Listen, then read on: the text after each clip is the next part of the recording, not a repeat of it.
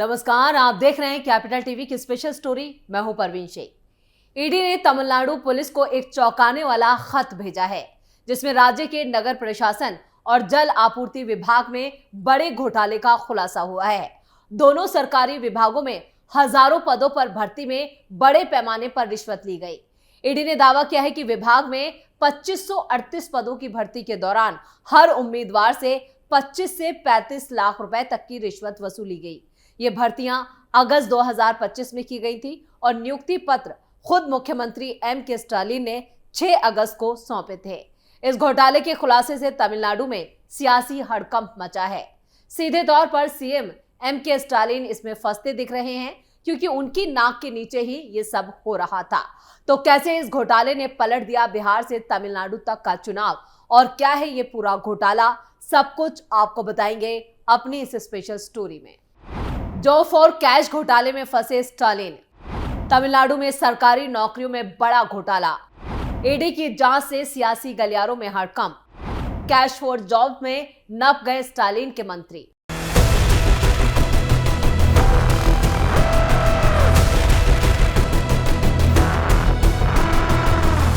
तमिलनाडु में सरकारी नौकरी के बदले नगद वसूली का एक बड़ा घोटाला सामने आया है।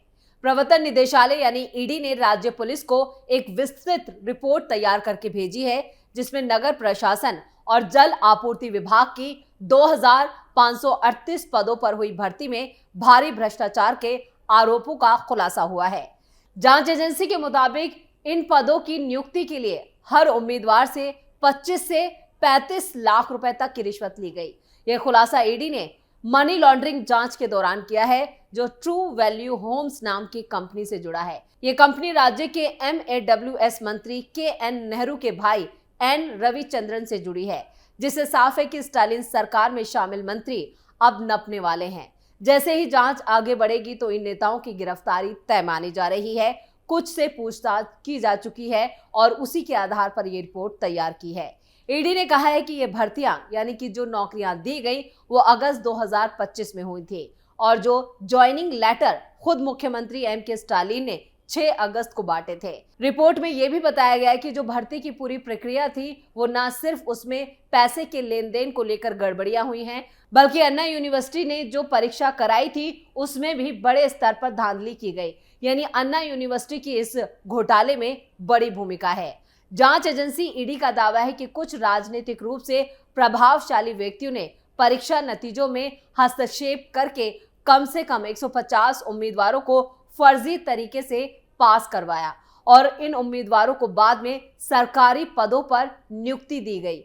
ईडी ने 232 पन्नों की एक रिपोर्ट यानी डोजियर तमिलनाडु पुलिस प्रमुख को सौंप दिया है, जिसमें यह विस्तार से बताया गया है कि रिश्वत किससे ली गई, पैसे किसके जरिए पहुंचे, किन उम्मीदवारों को इससे फायदा मिला और परीक्षा प्रक्रिया में कहां-कहां गड़बड़ी की गई। रिपोर्ट में 150 उम्मीदवारों के नाम और उनकी संदिग्ध मेरिट का पूरा विवरण शामिल किया गया है। ईडी ने यह खत PMLA की धारा 66(2) के तहत भेजा है और पुलिस से इस मामले में आपराधिक जांच शुरू करने के लिए कहा है। भर्ती प्रक्रिया जनवरी 2024 में शुरू हुई थी और करीब 1,12,000 उम्मीदवारों ने आवेदन किया था। पदों में assistant engineer, junior engineer, town planning officer और सैनिटरी इंस्पेक्टर तक शामिल थे। अगर ईडी के आरोप सही साबित होते हैं तो यह मामला तमिलनाडु के इतिहास के सबसे बड़े कैश फॉर जॉब्स घोटाले में से एक साबित होने वाला है और राज्य की राजनीति में बड़ा भूचाल ला सकता है। इसमें सीएम स्टालिन के ही मंत्रालय के कई मंत्री नपते हुए नजर आ रहे हैं और इससे पहले भी तमिलनाडु में ईडी ने छापेमारी की थी, जहां एक मंत्री के घर से 800 करोड़ रुपए जब्त किए गए थे। यानी अब इसमें सीधे तौर पर डीएम के नेता फंसते हुए नजर आ रहे हैं। ईडी ने सौंपा 232 पन्नों का डोजियर। ईडी ने तमिलनाडु पुलिस को इस पूरे घोटाले से जुड़ा 232 पन्नों का एक डोजियर सौंपा है।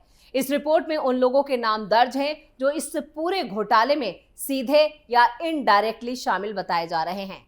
रिपोर्ट में बताया गया है कि किस तरह बिचौलियों के जरिए रिश्वत की रकम इकट्ठा की गई और किस उम्मीदवार को किस चैनल से पास करवाया गया है, इसमें सारी डिटेल दी गई है। इसमें परीक्षा में गड़बड़ी के तरीके और फर्जी तरीके से पास हुए उम्मीदवारों की भी पूरी जानकारी दी गई है। यानी जो यूनिवर्सिटी ने परीक्षा आयोजित की थी उसमें बड़े स्तर पर गड़बड़ की गई और इसकी पूरी डिटेल ईडी ने अपनी इस रिपोर्ट में सौंप दी है।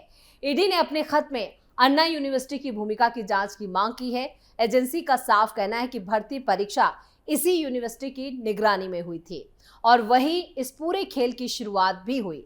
खास बात यह है कि 2024 में जब इन पदों के लिए आवेदन निकला था तब करीब 1,12,000 उम्मीदवारों ने आवेदन किया था। इतने बड़े पैमाने पर परीक्षा होने के बावजूद अगर इतने पदों पर पैसे लेकर नियुक्ति हुई तो ये भर्ती प्रणाली पर एक बड़ा सवाल खड़ा करता है।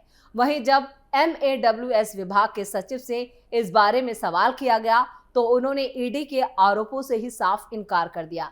सचिव का साफ कहना है कि हमें ईडी के किसी पत्र की जानकारी नहीं है, सभी नियुक्तियां नियमों के अनुसार और पारदर्शी तरीके से की गई हैं। अब सचिव चाहे कुछ भी कहे, लेकिन ईडी की रिपोर्ट सामने आने के बाद विभाग की सफाई पर लोगों को यकीन करना मुश्किल हो रहा है।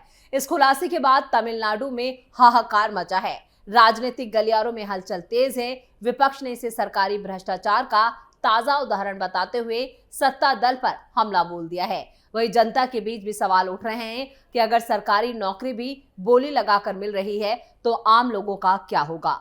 तमिलनाडु में जॉब फॉर कैश मामले ने बिहार के जमीन के बदले नौकरी मामले की यादें भी ताजा कर दी। बिहार की सियासत में लालू प्रसाद यादव का नाम भी चर्चा में है।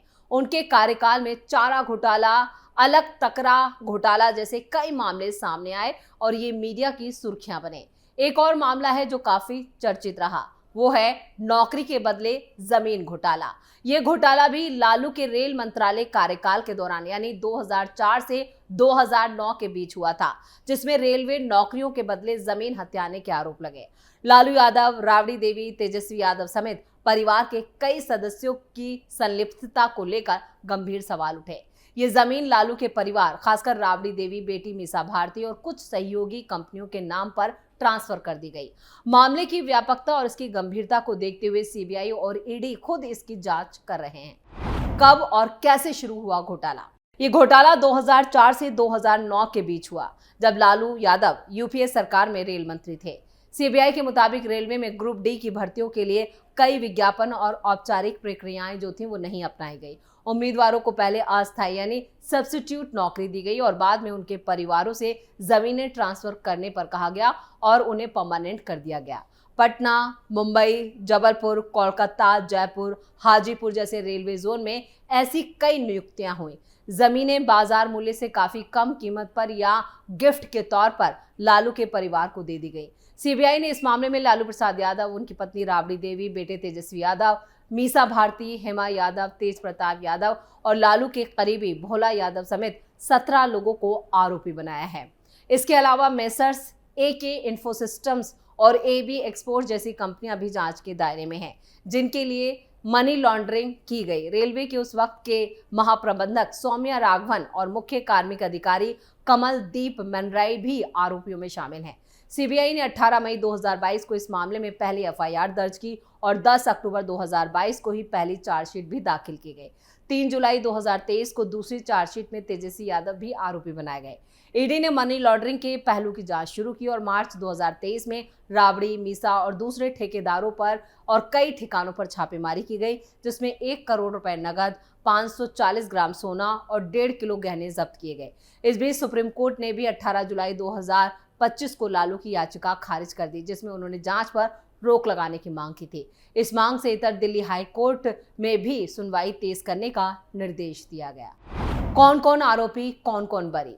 अब तक इस मामले में कोई भी अंतिम रूप से दोषी करार नहीं दिया गया। हालांकि लालू प्रसाद यादव, राबड़ी देवी, तेजस्वी यादव, मीसा भारती, हेमा यादव और तेज प्रताप यादव को दिल्ली की राउज एवेन्यू कोर्ट ने कई मौकों पर जमानत दी है। 15 मार्च 2023 को ही 50,000 रुपए के मुचलके पर और 7 अक्टूबर 2024 को 1 लाख रुपए के मुचलके पर जमानत मिली।